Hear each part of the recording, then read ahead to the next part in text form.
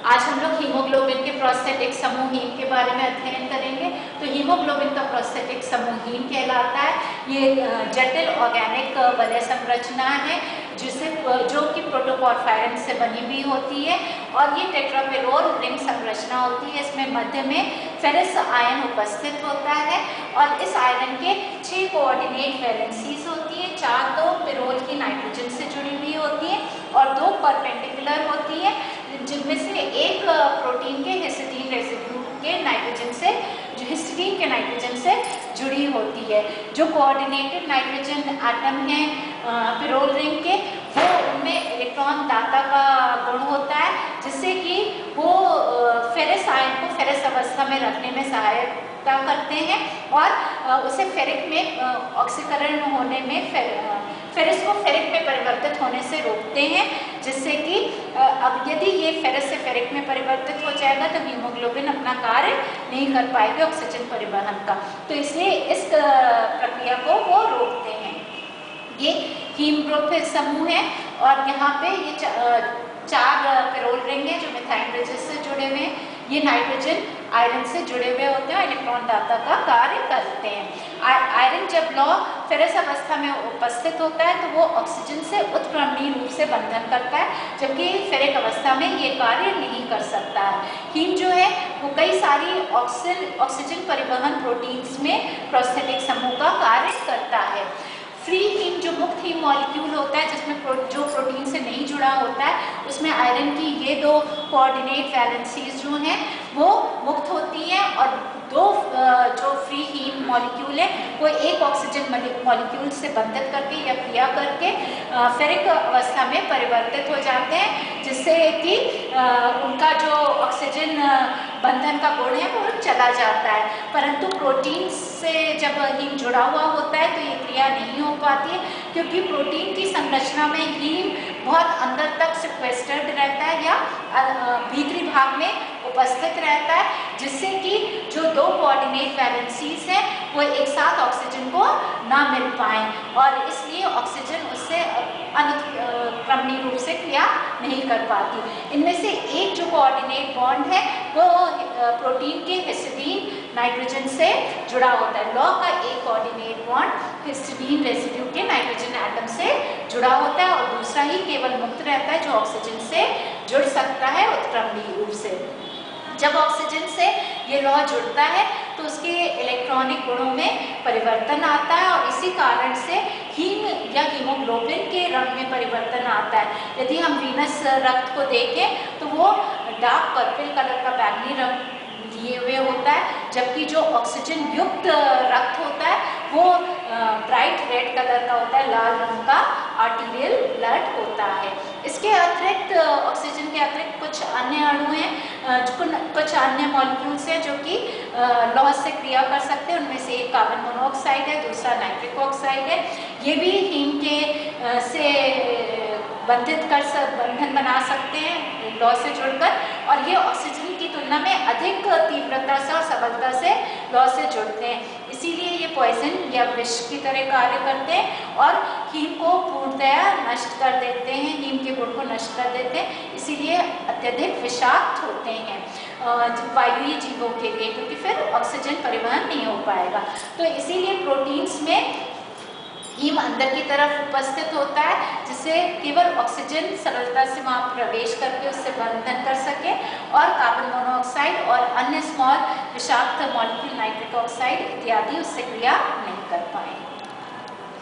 इसके बाद हम क्लोरोफिल मॉलिक्यूल पे चलेंगे। क्लोरोफिल जो है वो पादपों में पाया जाने वाला वर्णक है। ये अत्यधिक महत्वपूर्ण वर्णक है क्योंकि ये प्रकाश का अवशोषण करता है। ये क्लोरोप्लास्ट की थाइलाकॉइड मेम्ब्रेन्स में पाया जाता है। क्लोरोफिल जो है हरे रंग का वर्णक होता है, इसमें भी पॉलीसाइक्लिक प्लेनस संरचना होती है जो कि प्रोटोपोरफायरिन ऑफ हीम की ही तरह होती है, परंतु थोड़ा सा अंतर होता है। यहाँ पे लौ मध्य में ना उपस्थित होकर मैग्नीशियम आयन उपस्थित होता है। 4 पिरोल रिंग के अतिरिक्त एक 5वीं वलय भी उपस्थित होती है।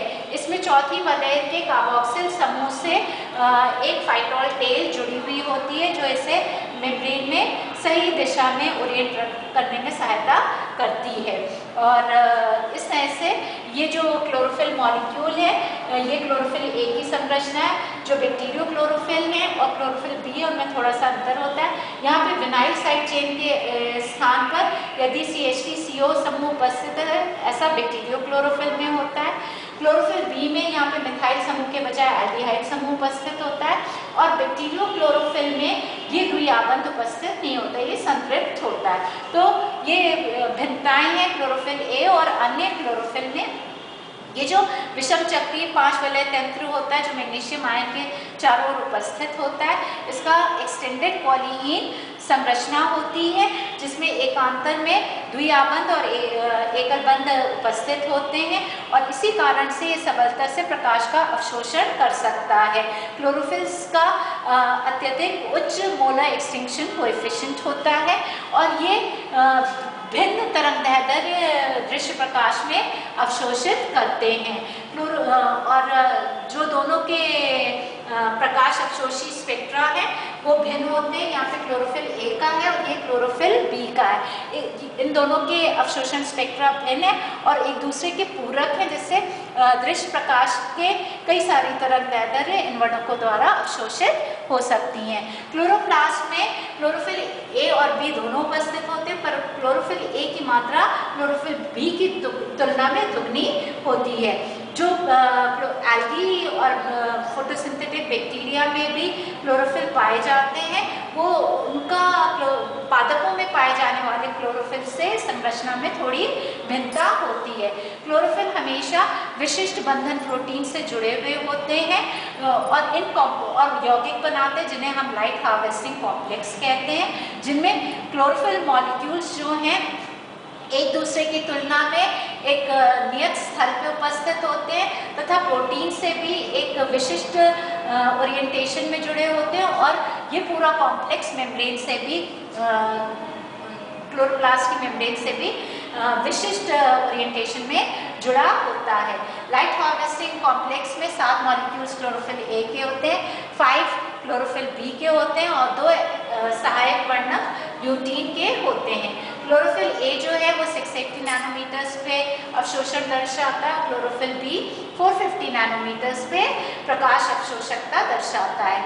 ये जो लाइट अवशोषण वर्णक है थैलाकोइड में या बैक्टीरिया की कला में, वो एक कार्यात्मक समूह बनाते हैं, जिन्हें हम फोटोसिस्टम्स कहते हैं। यदि हम पालक में उपस्थित क्लोरोप्लास्ट के फोटोसिस्टम का अध्ययन करते हैं तो उसमें करीब 200 मॉलिक्यूल क्लोरोफिल के होते हैं, और साथ में 50 मॉलिक्यूल कैरोटिनॉइड्स के होते हैं। जितने भी वर्णक मॉलिक्यूल्स उपस्थित होते हैं फोटोसिस्टम में, वो सब प्रकाश के फोटोन का अवशोषण कर सकते हैं, परंतु इनमें से कुछ ही ऐसे वर्णक होते हैं जो फोटोकेमिकल रिएक्शन सेंटर में उपस्थित होते हैं, और इनमें ये गुण होता है कि वो प्रकाश ऊर्जा को रासायनिक ऊर्जा में परिवर्तित कर सके, जिससे कि ATP का निर्माण हो, जो कि फिर कार्बन डाइऑक्साइड और वाटर को कार्बोहाइड्रेट में परिवर्तित करने में उपयोग में आती है।